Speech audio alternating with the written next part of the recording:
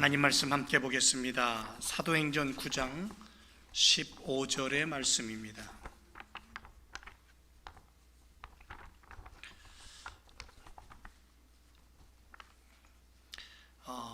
코로나가 시작되면서 거의 대부분이 이제 PPT로 찬송에서부터 말씀 어떤 것들을 이제 이거 다 제공을 하다 보니까요, 우리가 이제 습관이 뭐가 되냐면 성경을 안 펼치게 돼요. 그죠?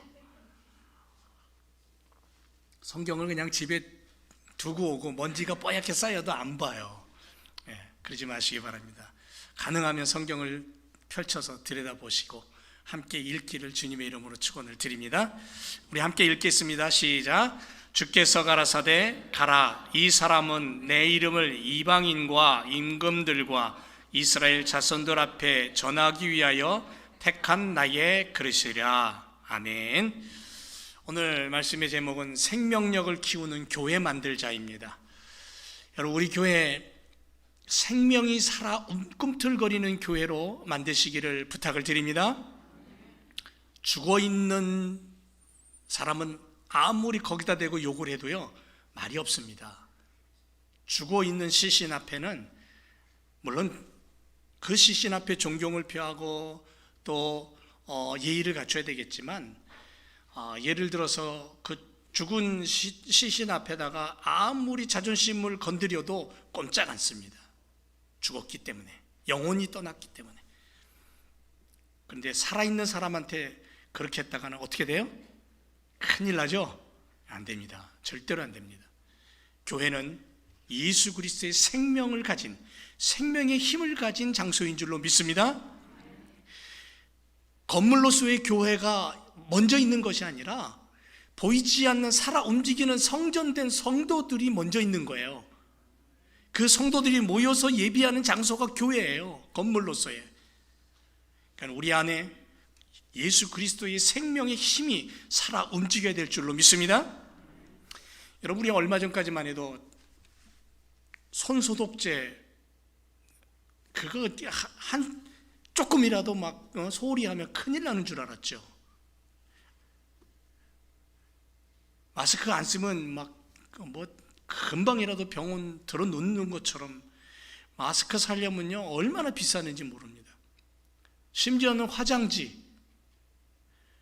돈이 나가지고 살 수가 없었습니다. 코로나 처음 터지고는 보스턴에 있는 어느 목사님이 저에게 그 화장지 좀 살 수 있냐고 전화가 왔어요. 여기 시골이니까 있는 줄 알고. 우리도 없었거든요. 뭐 비상식량 막 동이 나고 상점마다 물도 사라지고 이런 시절이 있었습니다. 사람들이 난리법석이었습니다. 팬데믹이 찾아오고 예배를 못 드리게 했습니다. 아니, 예배를 드릴 수가 없었어요. 교회 문을 닫았습니다. 그럼에도 불구하고 우리는 예배 드려야 된다, 당장 코로나 걸려서 죽어도 우리는 예배 드려야 된다라고 그렇게 모이는 교회들이 있었어요. 그런데 사람들은 사회적인 책임이 부족하다고 비난하고 분노하고 손가락질을 했습니다. 그게 얼마 전 일이에요. 지금도 그런 일들이 벌어지고 있습니다. 코로나19가 아시아, 유럽, 북아프리카 전 세계를 빠르게 휩쓸고 막 요동을 치고 있는 그러한 상황에 소상공인들, 주식시장, 여행업계 심각한 타격을 입었죠. 지역교회, 우리 지역만 해도 정말 어려운 그러한 어려움들을 겪었던 시간들이 있었습니다. 많은 사람들이 그러다 보니까 신앙을 등지고 돌아서기도 했고요, 교회를 향해서 수없이 비판하는 그러한 목소리도 우리는 듣게 되었습니다. 코로나 바이러스로 인한 시대적 상황에 유례없는 공포와 불안감을 떨쳐버릴 수 없었고요, 지금도 그러한 분위기가 완전히 사라진 건 아닙니다. 아직도 코로나는 진행 중이죠. 하지만 하나님이 허락하신 생명을 소유한 복음의 사람들은 그럼에도 불구하고 멈추지를 않는 줄로 믿습니다. 코로나 시대에 아이가 더 많이 태어났다는 얘기 들어보셨습니까? 바깥으로 못 나가고 집 안에만 있어야 되니까. 그래서 코로나 베이비 시대에 태어난 사람들이 있습니다. 우리는 부활의 승리를 가진 사람들입니다. 영원한 하나님의 나라의 생명력을 내 안에 담고 그것을 다른 이에게 보여줄 수 있는 그러한 부활의 증인으로서의 삶이 우리들에게 주어져 있는 줄로 믿습니다. 여러분, 오늘 본문 말씀에 한 사람이 등장하죠. 사울입니다. 그는 종교에 매우 열심이었습니다. 율법에 대단히 철저한 사람이었습니다. 그가 스데반 집사의 순교 자리에 함께했던 사람입니다. 돌을 던지는 사람들의 옷가지를 지켜주고 그 자리에서 사람들을 충동질했던, 예수님을 믿는 사람들은 전부 다 거짓된 종교인으로 반역자로 몰아쳐서 그들을 잡아 죽이고 옥에 가두는 그러한 일을 서슴지 않고 했던, 그걸 사명으로 여겼던 사람이 바로 사울입니다. 그런데 그가 다메섹 언덕에서 부활하신 예수님을 직접 만납니다. 그리고 많은 시간 기도와 말씀으로 준비했던 그가 이방인의 선교사로 수많은 교회를 세우고 아시아와 유럽의 수많은 영혼들에게 지대한 영향을 끼쳤던 대단한 믿음의 사람, 복음의 사람, 최초의 선교사로 우리에게 그렇게 다가왔습니다.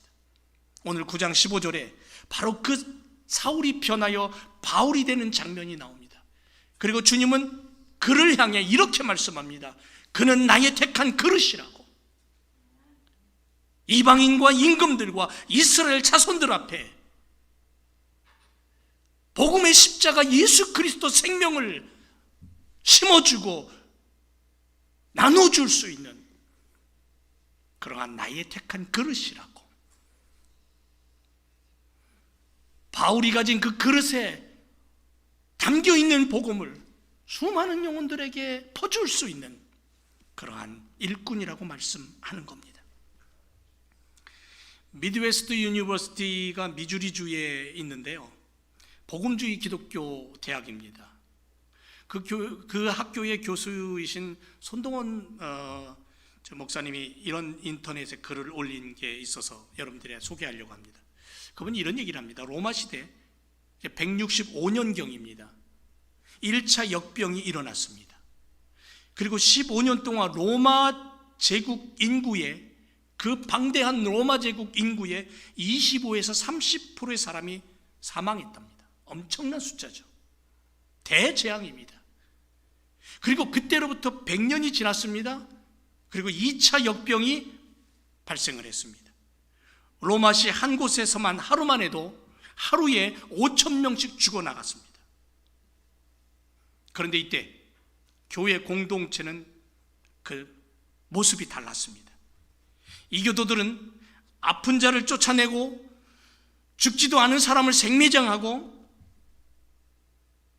도시를 떠나고, 그런데 초기 기독교인들은 부활신앙을 가슴에 품고 아픈 자를 안심시키고 생명의 위협을 무릅쓰고도 그들에게 필요한 물품을 나눠주고 그들의 병을 함께 치료했습니다. 약한 사람들을 섬겼다는 거죠.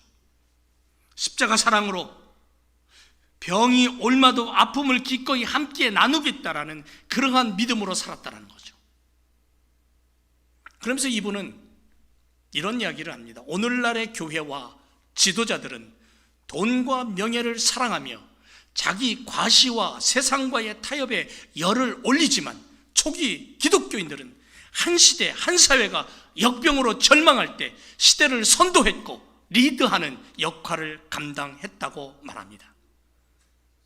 여러분, 살아있는 영적 리더자라면 현실에 위축되지 않고 기도하면서 하늘로부터 받은 그 능력을 가지고 세상에 영향력을 행사하는 삶을 살아간다는 거죠. 이게 믿음의 사람들의 모습이라는 거예요. 로마 시대 역병 상황 중에 이교도들은 약 한 30% 정도가 죽었고 기독교인들은 10%만 죽었대요. 그러면서 이 손 목사님은 말하기를 이교도들은 시신 처리를 제대로 못했다는 거죠.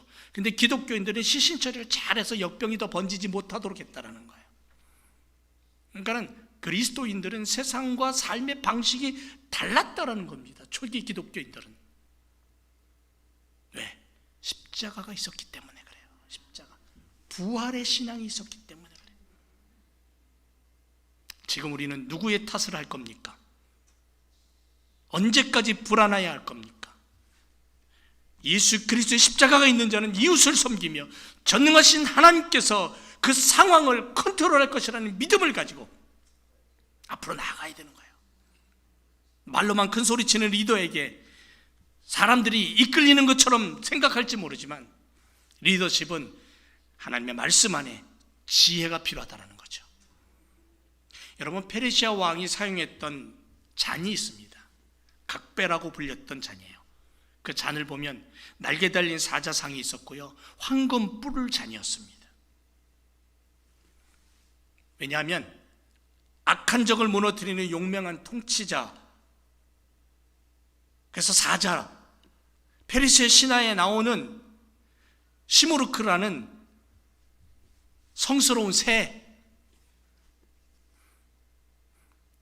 이걸 신성시했기 때문에 그 왕의 잔에다가 그걸 붙여서 만들어가지고 그걸 마시면서 왕의 권위를 내세웠고 왕권을 강력하게 다졌고 결국 왕은 신다라고까지 그렇게 사람들로 하여금 믿게 만들었다는 거죠. 지금도 세계를 지배하고 싶은 욕망을 가진 사람들이 있습니다.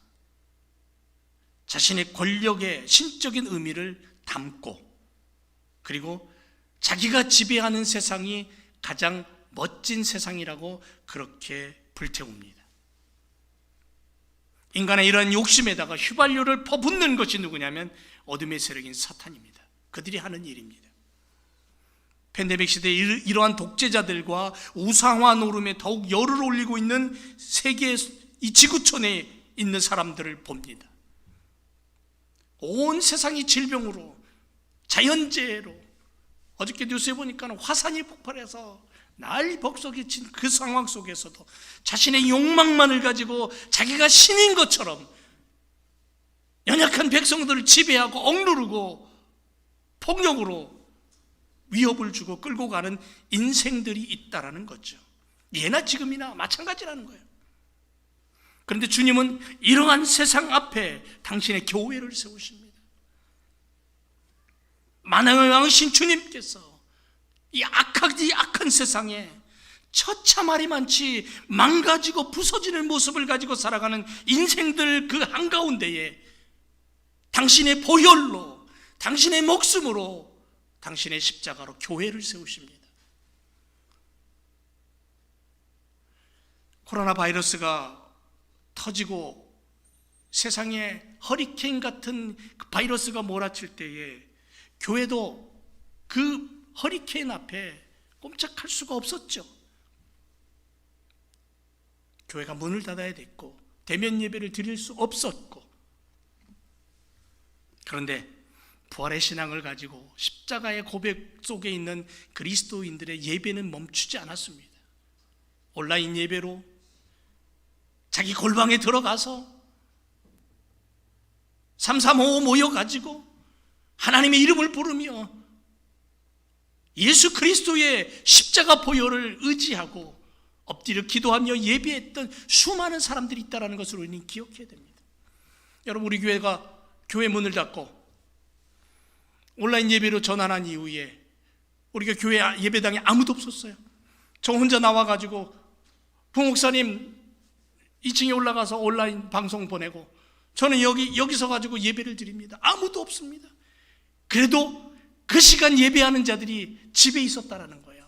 골방에 있었다라는 거예요. 우리의 예배는 멈추지 않는 거예요. 그래서 주는 그리스도시요 살아계신 하나님의 아들입니다라는 베드로의 그 고백 위에 예수님 교회를 세우셔요. 그리고는 말씀합니다. 야, 연약해 보이는 이 교회, 야, 연약해 보이고 쓰러질 것 같은 이 교회, 세상 사람들이 볼 때에 십자가 짊어지고 골고다 올라가서 물과 피를 쏟고 다 이루었다고 죽으신 예수 그리스도, 세상 사람들을 볼 때는 아무것도 아니에요. 양쪽에 같이 못 박힌 두 강도와 똑같다라는 거예요. 그런데 그 연약하디 연약한 주님의 십자가로 세워진 교회가 무슨 힘이 있겠어요? 그런데 주님은 그 교회에 이런 힘을 주셔요. 야, 교회 안에 음부의 권세가 이기지 못한다. 하늘의 권세를 가지고 영원한 생명을 가진 그 주님께서 죽음의 세력도 교회는 넘어뜨릴 수 없어. 음부의 권세가 이기지 못하는 것이 바로 이 교회야. 내 이름 위에, 그래서 내가 나의 교회를 세우겠다고 말씀합니다. 또 하나 교회 위에 주님은 천국 열쇠를 허락하십니다. 사탄에게 묶여서 고통받고 어둠 속에 헤매이는 수많은 영혼들을 향하여 예수 그리스도의 이름으로 자유함을 줘라. 그래서 이 천국 열쇠를 가지고 메고 푸는 그러한 능력사역을 감당하라고 교회에 주신 선물이에요. 마가다락방에 성령이 임하죠. 급하고 강한 바람 같은 소리가 저들 위에 임했고요, 불의의 혀같이 갈라지는 성령의 임재로 말미암아 그들이 성령 충만하여 능력받고 나가서 예수는 그리스도라고 외쳤어요. 돌이 날라와도, 죽음이 자기 앞에 있어도, 사지가 찢겨나가고 몸에 불길이 올라와서 화형을 당해도 예수는 그리스도라고 외쳤어요. 왜? 그들은 성령 받았고 성령의 불로 살았고 하늘나라의 영광을 체험했기 때문에 그래요.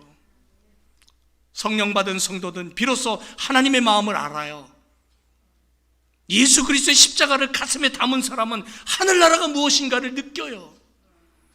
그래서 무슨 일을 하든지 하나님의 뜻대로 해요. 오늘 사랑하는 성도 여러분, 생명력을 가진 교회 일꾼 되시기를 주님의 이름으로 축원을 드립니다. 내 안에 꿈틀거리는 그리스도의 그 생명이 내 아내에게, 내 남편에게, 내 아들, 딸에게 전파되고 내 이웃에게 전파되고 내 친구에게 그것이 전파되어서 그들도 그리스도의 생명으로 살아 움직이는 그런 복음의 일꾼, 사도 바울 같은 복음의 능력자로 살아가기를 주님의 이름으로 축원을 드립니다. 코로나 시대 예수 그리스도 이름으로 서 있을 때에 우리는 그것도 이겨내는 거예요. 그래서 교회에는 생명력을 가진 일꾼들이 많이 필요합니다. 생명력을 가진 그리스도의 사람들이 필요한 거예요. 여러분, 내 신앙이, 내 믿음이 생명이 있어서 꿈틀거리나 죽어있나 한번 좀 내 안을 좀 들여다보세요. 여러분, 옛날에, 지금은 많이 사라졌습니다만은 옛날에 아궁이에다 불을 때던 시절 기억나세요?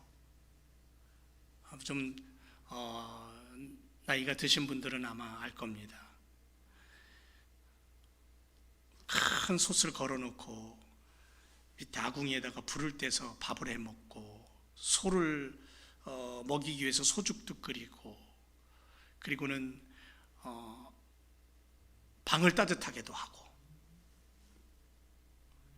그 아궁이에 불을 지필 때에 가장 필요했던 도구가 뭔지 아세요? 요만한 짝대기, 그걸 뭐라고 부르죠? 부지갱이라고 부르죠. 기억나시나요? 예. 불쏘시개라고도 하고 부지갱이라고도 해요. 근데 그게요, 옛날에 그 부엌 아궁이에 들어가서 늘상 그 부뚜막에 앉아 있고 일했던 분이 누굽니까? 남자가 했습니까?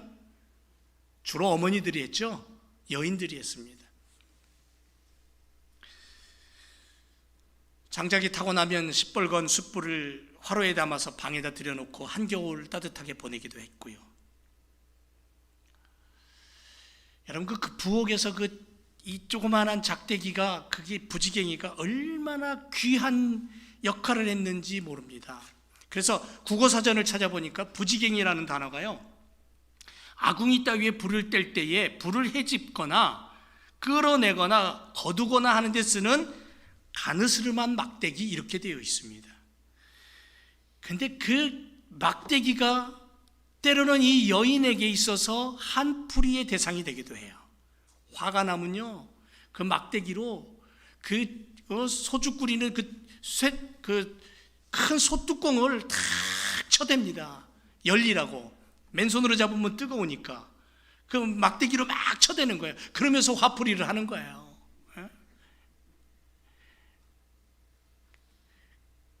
그 강아지 한 마리가 그 붙든 막 따뜻하니까 올라와 있으면 그 막대기 가지고 부지깽이 갖고 막 쫓아내기도 하고, 때로는 그를 모르던 그 시절에 그 부지깽이 끄트머리에 시커멓게 타 있는 것을 그걸로 바닥에다가 그 부엌 바닥에다가 글을 쓰면서 연습도 하고요. 말 안 듣는 아들놈 그 부지깽이 가지고 엉덩이 매질도 하고 사랑의 매로. 여러분 기억나실 겁니다. 외롭고 쓸쓸할 때면은 그 막대기를 두들겨 가면서 장단 삼아서 노래도 부르고, 그렇죠? 여러분, 부지깽이가 사라진 이 시대에 교회 안에 부지깽이 같은 성도가 좀 있었으면 좋겠습니다. 끄트머리가 불에 닿아서 시커매지고 조금씩 타들어가고, 그러다 결국 짧아지면 아궁이 속에 던져지는, 그것이 부지깽이의 전부였습니다. 어머니의 희생이 부지깽이 희생이라면 아버지의 깊은 사랑이 아궁이를 헤집는 부지깽이 같은 그런 모습이라고 할 수 있죠. 그렇다면 교회 안에 생명력을 가진 그리스도인들이, 믿음의 사람들이 부지깽이 같은 삶의 모습을 가지고 교회를 섬기고 이웃을 섬기고 하나님 앞에 예비한다면 그 교회는 하나님의 영광이 드러나는 교회가 될 줄로 믿습니다. 이사야 41장 14절에 주님은 이렇게 말씀합니다. 지렁이 같은 너 야곱아, 그랬어요. 지렁이 같은 너 야곱아. 왜 야곱을 아주 힘없고 밟으면 꿈틀할 정도밖에 안 되는 지렁이에 대해 비유하면서 야곱을 부르고 계실까요? 아무 힘 없어요. 아무 쓸모 없어요. 아무런 지혜도 없어요. 그런데 하나님은 그 지렁이 같은 야곱을 들어서 위대한 일꾼으로 쓰시겠다는 거예요. 아무것도 없는 존재지만 하나님이 들어 쓰시면 위대한 존재가 된다는 거예요. 쓸모없는 부지기 작대기지만 그 작대기가 집안을 따뜻하게 하고 먹을 것을 제공하고, 그리고 결국은 불 속에 자기의 인생을 마무리하는 것처럼 교회 안에 이런 부지기 같은 일꾼들이 있을 때 그 교회가 천국이 되는 거예요. 하나님 나라가 되는 거예요. 코로나로 불안함과 공포와 두려움이 우리 모두를 아프게 하는 이 시점에서 부지갱이 같은 믿음의 삶을 살아가고 그런 삶을 살겠다고 꿈꾸며 하나님 앞에 엎드려 기도하는 일꾼들이 있을 때에 하나님 영광 받으시고 하나님의 나라가 펼쳐지고 우리의 어려움이 극복되는 놀라운 삶을 우리가 보게 될 줄로 믿습니다. 여러분, 내가 그런 사람이 되겠다고 오늘 각오하시기 바랍니다. 내가 이 세상을 향하여 주님이 쓰시는 부지갱이 되겠다라는 고백을 하나님 앞에 드리는 귀한 시간 되시기 바랍니다. 또 한 가지만 더 말씀드리죠. 마중물 같은 성도가 좀 됐으면 좋겠어요. 여러분, 마중물이 뭔지 아세요? 옛날에 펌프질 했던 기억 나세요? 펌프질. 어떤 사람이 오아시스를 여행을 했습니다. 목이 막 타르고 자기가 준비한 물이 다 떨어져 나가고 이제는 목이 갈증이 너무 심해서 이제 죽을 수밖에 없는데 오아시스를 하나 발견했어요. 그런데 공교롭게도 오아시스에 물이 없는 거예요. 그리고 뭐가 있냐 하면 거기 펌프가 있는 거예요. 그리고 그 옆에 메모지가 하나 있습니다. 그 메모지 옆에 조그마한 통에 물이 담겨져 있는 거예요.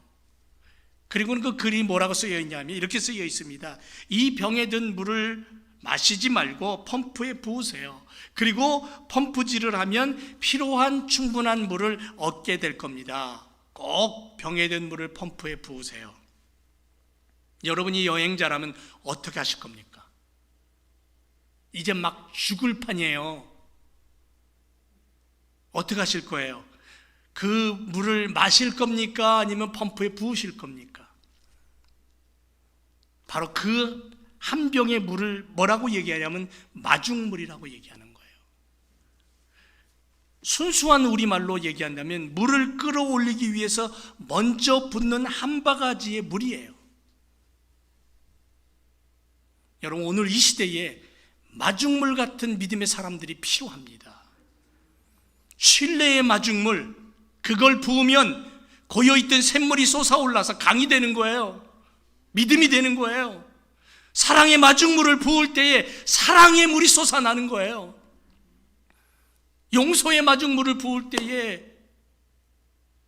긍휼과 자비의 축복의 물이 솟아나는 거예요.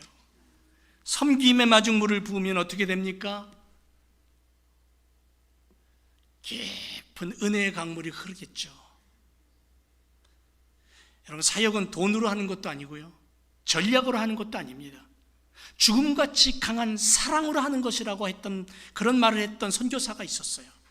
여인의 몸으로 2012년 모래바람이 부는 적박한 땅 풍토병으로 그 땅에 들어가서 고열과 호흡곤란으로 61세의 일기로 생을 마감했던 한 여인이 있습니다. 임연심이라는 선교사입니다. 케냐의 오지 투르카나에 들어가서 고아들을 돌보고 아이들을 먹이고 성경을 번역하고, 이 여인은 그 투르카나 부족에게 있어서 마중물이었어요. 그래서 이 여인으로부터, 이 선교사로부터 교육받고 이 선교사로부터 먹고 자라났던 아이들이 나중에 교사가 되고 은행원이 되고 회계사가 되고 교육청의 공무원이 됐어요. 여러분, 요즘 한국에 이런 부부가 감동을 줍니다. 인플루언서라는 단어가 있습니다. 비글 부부, 하준 파파, 그렇게 알려진, 유튜버에서 알려진 황태환 씨가 있습니다. 작년 12월 둘째 아들 이준이를 출산했습니다. 그런데 6개월 만에 안타깝게도 심장병으로 세상을 떠났습니다. 그 간증을 들어보니까 너무너무 고통스러웠어요. 둘째 아이가 떠났을 때. 이 황태환 씨는 8월 10일 CBS TV 세상을 바꾸는 시간 15분이라는 곳에 출연해서 많은 사람들에게 자신의 간증을 하면서 굉장히 감동을 줍니다. 그리고 수많은 사람이 영향을 받습니다. 인플루언서라는 단어가 무슨 뜻이냐면요, 타인에게 영향을 끼치는 사람이라는 뜻의 신조어입니다. 갑작스럽게 둘째 아들을 보낸 그의 고백은, 인생의 바닥까지 와보니 남는 것은 복음밖에 없다는 거예요. 천국, 이 한 단어만 자기 자신에게 위로가 됐다는 거예요. 죽어 천국 가는 날 우리 아들 다시 만날 수 있고, 다시 안을 수 있고, 다시 눈을 보고 웃을 수 있다는 그 사실 하나만으로 위로를 얻고 살아간다는 거죠. 언젠가 죽는다 라는 그 말이 누군가에겐 절망이지만, 천국을 가슴에 품고 막내를 먼저 보낸 우리 부부에게는 소원이라고 말하면서 간증을 해요. 그래서 그는 이런 결론의 말을 합니다. 저는 하나님을 원망하지 않습니다. 아직 납득되지 않고 이해되지 않지만 그가 언제나 선하시다는 사실을 여전히 믿고, 그분의 뜻이 언제나 나의 뜻보다 위대하다는 사실을 여전히 믿고 있기 때문에 실망하지 않는다는 거예요. 그러면서 지금도 예수 그리스도를 얘기하고요, 자신의 삶의 간증을 통해서 수많은 사람들에게 영향력을 끼치고 살아갑니다. 여러분, 세상을 변화시키기란 하늘에서 별을 따다 내 손에 올려놓는 것보다 어려울 거예요. 하지만 주님의 사람들은 주님의 이름으로 주님의 그 십자가의 사랑을 가슴에 담고 숨쉬는 인생이에요. 그래서 내가 걷는 순간순간마다 나는 마중물 같은 인생을 살겠다고 각오하며, 남들에게, 하늘나라 모르는 사람들에게 생명의 영향력을 끼치겠다라고 그렇게 기도하며 사는 인생이에요. 마중물, 다른 말로 물을 마중 나가는 물이에요. 사람들의 영혼을 살리기 위해서 마중 나가는 영혼의 물이 되시기를 주님의 이름으로 축원을 드립니다. 콜링 워러가 되세요. 지금 우리 교회에 마중물 같은 역할을 하는 성도들이 너무 많아요. 더 많았으면 좋겠어요. 더 많은 마중물 같은 사역자들이 이 교회에서 나타나서 불현듯 일어나 하나님, 죽어가는 영혼을 향해 달려가겠다고 고백하며, 모슬렘 땅을 향해, 중국 땅을 향해, 북한 땅을 향해, 미존 동족을 향해 뛰어들고 하나님 나라를 세웠으면 좋겠어요.